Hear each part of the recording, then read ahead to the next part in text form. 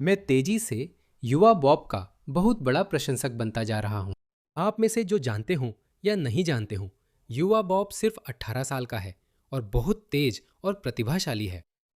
वो अपनी संस्था का नाम टर्निंग पॉइंट यूके रखते हैं, जो शायद टर्निंग पॉइंट यूएसए से औपचारिक रूप से जुड़ी है या सिर्फ प्रेरित है, जिसे चार्ली किर्क ने शुरू किया था। मुझे इसके बारे में नहीं पता, लेकिन जाहिर है कि उन्हें चार्ली किर्क पसंद है और मुझे पूरा यकीन है कि चार्ली किर्क अगर स्वर्ग है तो वे ऊपर से देखकर युवा बॉब पर मुस्कुरा रहे होंगे, क्योंकि वह अच्छा काम कर रहा है। तो चलिए इस वीडियो को देखते हैं, जहां युवा बॉब इस एंटीफा समर्थक से बात करता है, ठीक है, बड़े पैमाने पर निर्वासन के बारे में। चलिए देखते हैं। नमस्ते। क्या आप खुद को जातीय राष्ट्रवादी मानते हैं? नहीं, मैं एक असली सैनिक हूँ। कोई मतलब नहीं है। बस मेरे विचारों की जांच करो। मैं खुद को जातीय राष्ट्रवादी नहीं मानता, क्योंकि नागरिक और जातीय राष्ट्रवादियों में कोई बड़ा फर्क नहीं मानता। वह संस्कृति बस किसी विशेष जनजाति के लोगों की जातीय उत्पत्ति के इतिहास का वर्णन कर रही है। ठीक है, तो जाहिर सी बात है। संक्षिप्त विवरण: एंग्लो जर्मैनिक वंश। अगर कोई इस देश में है जो दूसरी पीढ़ी का है, उदाहरण के लिए अफ्रीकी मूल का है या जो भी हो, एशियाई है, क्या वे फिर भी ब्रिटिश नागरिक हो सकते हैं? कागज पर वे ब्रिटिश नागरिक हो सकते हैं, लेकिन ना तो वे द्वीपों के मूल निवासी हैं, ना ही वे मूल निवासी लोग हैं जिन्होंने यहाँ बसावट की थी। हाँ, सही है। वे जातीय रूप से नहीं, लेकिन नागरिक रूप से ब्रिटिश हो सकते हैं। हालांकि आज की बहुसांस्कृतिक व्यवस्था में नागरिक रूप से ब्रिटिश माने जाने का कोई अर्थ है या नहीं, ये चर्चा का विषय है। जातीय और नागरिक राष्ट्रवादी विभाजन की समस्या ये नहीं है कि हम उन लोगों द्वारा दी गई परिभाषाओं को स्वीकार करते हैं जो हमसे बात कर रहे हैं, बल्कि ये है कि क्या हम वास्तव में सोचते हैं कि वो परिभाषा किसी भी तरह से अर्थपूर्ण है। जैसे मैं ये स्वीकार कर सकता हूँ कि प्रवासियों का एक छोटा सा हिस्सा है जो मेरे पूर्वजों के व्यवहार और उससे उत्पन्न हुई संस्कृति के साथ पूरी तरह मेल खाता है। बिल्कुल सही, मेरे जैसा। और मैं ये भी मानता हूँ कि मेरे जैसे लोग बहुत ही छोटी अल्पसंख्या में हैं। लेकिन उनमें से ज्यादातर ऐसा नहीं करते। हाँ, हम वर्तमान समय की बात कर रहे हैं, जहां एकीकरण सही ढंग से नहीं हुआ है। हाँ, लेकिन थैचर के दौर में भी ऐसा नहीं हुआ जब वे समुदायों को अलग कर रहे थे। क्या उस समय की टोरी सरकार को दोषी नहीं मानेंगे? जैसे कि रॉचडेल और ओल्डहैम जैसी जगहों पर समुदायों को अलग करना, उदाहरण के लिए। हाँ, कुछ हद तक। मेरा मतलब है, मैं तो यही कहूंगा कि उद्योगों के पतन से कई समुदायों को एक साथ मिलना पड़ा और इससे काफी सामाजिक अशांति भी हुई, क्योंकि उस समय भी विदेशी जातीय समुदाय आ रहे थे जो स्टील मिलों में प्रशिक्षित थे, और जब वे आए और बेरोजगार हो गए। हमारे पास एक नया श्रमिक वर्ग था, क्योंकि फैक्ट्रियां बन रही थीं। मेरा मतलब है, जाहिर है, हमारे यहाँ विमुद्योगीकरण इस रूप में हुआ कि और ज्यादा रेलवे बन रही थीं, और ज्यादा स्टील फैक्ट्रियां, और ज्यादा कोयला खनन हो रहा था। जहां तक फैक्ट्री का सवाल है, कपास उद्योग व अन्य चीजें अब भी उत्पादन कर रही थीं। हमने काफी लाया। हाँ, मैं शायद टोरीज को दोष दूंगा कि उन्होंने उस समय प्रवासन का स्तर कम था के लिए एकीकरण को प्रोत्साहित नहीं किया। कोई दिक्कत नहीं। हाँ और नहीं, देखो, यही वजह है कि मुझे ये लगता है, मुझे वास्तव में तुम्हारे साथ बहस करना मुश्किल लगता है, क्योंकि हम बहुत सी बातों पर सहमत हो जाते हैं। मैं खुद को वामपंथी और फासीवाद विरोधी मानता हूँ। 1980 के दशक में लोग जातीय राष्ट्रवाद और नव नाजीवाद जैसे नेशनल फ्रंट कॉम्बैट 18 के खिलाफ लड़ रहे थे, जो हिंसक थे।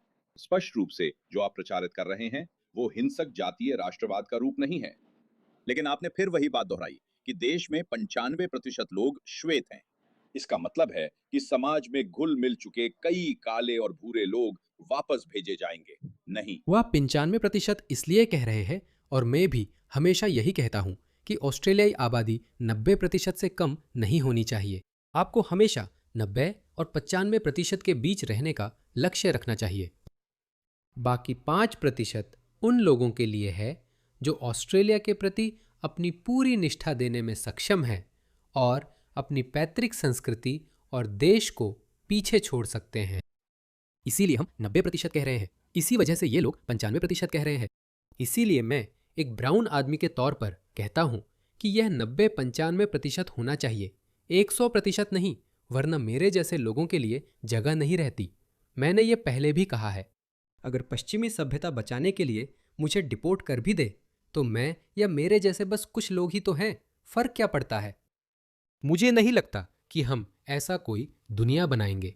मुझे नहीं लगता कि पश्चिम इतनी बर्बरता के स्तर तक जाएगा। मुझे बस नहीं लगता कि ऐसा होगा, क्योंकि पश्चिमी देशों के अधिकांश लोग अभी भी समझदार हैं। वे अब भी नस्लवादी नहीं हैं। वे सांस्कृतिक पहचान को ज्यादा अहमियत देने लगे हैं। वे अपने विरासत और पहचान पर पहले से ज्यादा गर्व महसूस कर रहे हैं, या वे असल में अपनी विरासत और पहचान के लिए खड़े हो रहे हैं, जैसे बाकी सभी लोग करते हैं, भले ही इसकी कीमत पश्चिमी पहचान को चुकानी पड़े। इसीलिए हम कहते हैं कि 90 से 95% आबादी को जातीय रूप से मूल लोगों का ही रहना चाहिए, वही लोग जिन्होंने देश की स्थापना की थी। इसे बनाए रखने के लिए हमें उन्हीं लोगों या उनके वंशजों की जरूरत है जिन्होंने उन देशों का निर्माण किया था। मैं अपनी राय बदलता हूं। मैं कुछ हद तक सिंगापुर मॉडल में विश्वास करता हूं, जहां क्षेत्रीय इलाकों में प्रवासी आबादी 10 से 15% से अधिक नहीं हो सकती। ठीक है, लेकिन हम तो पहले ही उस बिंदु से आगे निकल चुके हैं। और मान लीजिए, अन्यायपूर्ण मुझे लगता है कि जब हम प्रवासियों और विदेशियों की राष्ट्रीय आबादी को देखते हैं, तो मुझे लगता है कि राष्ट्रीय स्तर पर देखना बहुत खराब विचार है। वो क्या है? तुम जानते हो उसने क्या कहा। माफ करना, मुझे इसे रोकना पड़ेगा, क्योंकि तुम जानते हो उसने कैसे कहा। हम उस बिंदु से आगे निकल चुके हैं। हाँ, हम निकल चुके हैं, लेकिन देखो उसने कैसे दोनों मुद्दों को मिला दिया। उसने पहले कहा, अगर आप अपनी समाज में 95% मूल जातीय संरचना हासिल करने की कोशिश कर रहे हैं, तो इसका मतलब होगा कि जो लोग पहले से घुल मिल गए हैं वे भी गायब हो जाएंगे। और फिर उसने कहा, हम पहले ही उस बिंदु से आगे निकल चुके हैं। हाँ, हमें पता है, यही तो पूरी बात है। हम उस जनसांख्यिकीय अनुपात से आगे निकल चुके हैं। मुझे लगता है कि अब यूके केवल 75% श्वेत है। 75%, 77% श्वेत। हम कह रहे हैं कि ये 90 से 95% श्वेत होना चाहिए, जिससे आप जानते हैं उन 5 से 6% अंकों के लिए घुल मिल चुके लोगों के लिए जगह रहेगी। तो बहुत सारे लोगों को निर्वासित करना पड़ेगा, इन लोगों को। इसे देखिए, यह बर्मिंघम है। माफ कीजिए, ये लोग अब तक घुल मिल नहीं सके। ये लोग अभी तक घुल मिल नहीं पाए हैं। इनका एकमात्र घुलना मिलना, इनका एकमात्र योगदान यही है कि ये अपनी सरकारी भत्ता लेते हैं। इनका बस एक ही मेलजोल हुआ है। उदाहरण के लिए, ये लोग, इन लोगों को देश से बाहर भेजना चाहिए। ये ना तो घुले मिले हैं, ना ही आत्मसात हुए हैं। लोकतंत्र या ब्रिटिश समाज का इन्हें सिर्फ वही हिस्सा पसंद है कि ये सरकारी भत्ता ले सकते हैं। ठीक है, ये लोग ब्रिटेन में इनकी जगह नहीं है। बिल्कुल बिना माफी मांगे तो इन्हें देश से बाहर भेजने के लिए किसी भी तरह का अपराध करना जरूरी नहीं है। इन्हें बस बाहर भेजना है। बस एक गोरा आदमी चाहिए, बस इतना ही। शायद इस आदमी से शादी कर चुकी है, बस। हाँ, देखो, ये मुश्किल और कठिन होने वाला है, लेकिन फिर भी आपको ऐसे बहुत सारे उदाहरण नहीं मिलेंगे। जानते हो, वो हमेशा ऐसे ही उदाहरण सामने रखते हैं जो मुश्किल होते हैं। इस श्वेत ब्रिटिश महिला का क्या? उसने इस गैर श्वेत मूल निवासी आदमी से शादी की है। देखो, क्या वो उसकी बेटी है? वो हिजाब में है। मुझे वहाँ क्या हो रहा है पता नहीं। तो साफ है कि वो उसकी संस्कृति में घुल मिल गई है, लेकिन उसने ऐसा नहीं किया। तो इस परिवार के लिए क्या करें? इन्हें अलग नहीं करेंगे। ठीक है, आपको ऐसे बहुत कम उदाहरण मिलेंगे। ज्यादातर तो ऐसे ही होते हैं। वे अपने परिवार या संस्कृति में ही शादी करते हैं। ये आसान है, बस सबको पकड़ लो। माफ करें, आपको वापस जाना होगा, हमें पहुंचाना है। 95% की 95% जनसंख्या। श्वेत ब्रिटिश के लिए आपके पास क्या आंकड़े हैं? और जब 21 में जनगणना हुई थी, तो मेरा ख्याल है वो कुछ ऐसा था। The last census was taken in 21, I think. 73, 72, 5%। और फिर वो जनगणना बोरिस वेव से पहले हुई थी, जिसका मतलब है कि, और जाहिर है कि जनगणना कई प्रवासियों की सही रिपोर्टिंग नहीं करती। जैसे उदाहरण के लिए जिनके पास काउंसिल हाउस वगैरह में अत्यधिक भीड़-भाड़ है, जहां वे झूठ बोल सकते हैं और डेटा को बिगाड़ सकते हैं। तो आप शायद लगभग 60% का एक एहतियाती अनुमान देख रहे हैं, या कुछ इसी के आसपास, 60% के दायरे में। जातीय रूप से श्वेत ब्रिटिश। लेकिन वो सटीक नहीं है, क्योंकि जितना कि ठीक है, अगर आपके पास राष्ट्रीय आबादी का 60% है, देश के हर क्षेत्र में 60% श्वेत ब्रिटिश होने का दावा किया जाता है, तो तकनीकी रूप से वो जनसांख्यिकीय रूप से सुरक्षित होगा। हालांकि अब जो समस्या है, सबसे पहले जहां ज्यादा विदेशी हैं वो है जैसे कि प्रसूति वार्डों में। आपके पास ज्यादा लोग हैं जो हमसे ज्यादा बच्चे पैदा कर रहे हैं, और क्षेत्रीय आबादी की समस्या भी है। तो बर्मिंघम के कुछ इलाकों में लगभग 36% विदेशी आबादी है, जो एक समस्या है।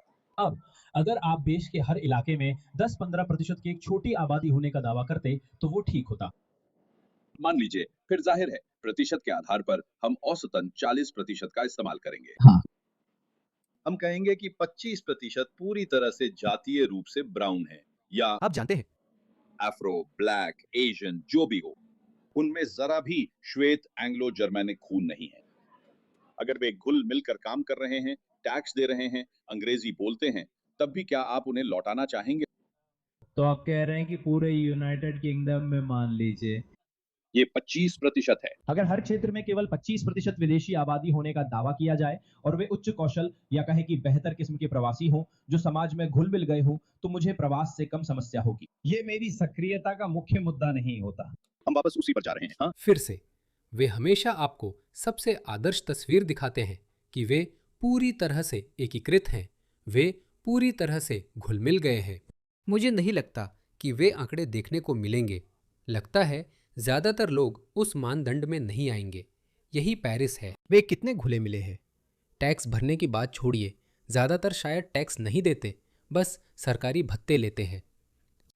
मेरा मानना है कि भले ही वे कम वेतन वाली नौकरियां कर रहे हों, उन्हें देश से निकाला जाना चाहिए। इसे देखिए, यह स्वीडन है। इस्लामिक झंडा लहरा रहे हैं। चाहे वह काम करता हो, चाहे डॉक्टर हो, मैं कहूँगा कि फिर भी उसे देश से निकाला जाना चाहिए, जैसे वह कपड़े पहनता है और जैसी उसकी वफादारी है। बस यही। फिर भी उसे देश से निकाला जाना चाहिए। इसे देखिए, इस पूरे मोहल्ले को देखिए।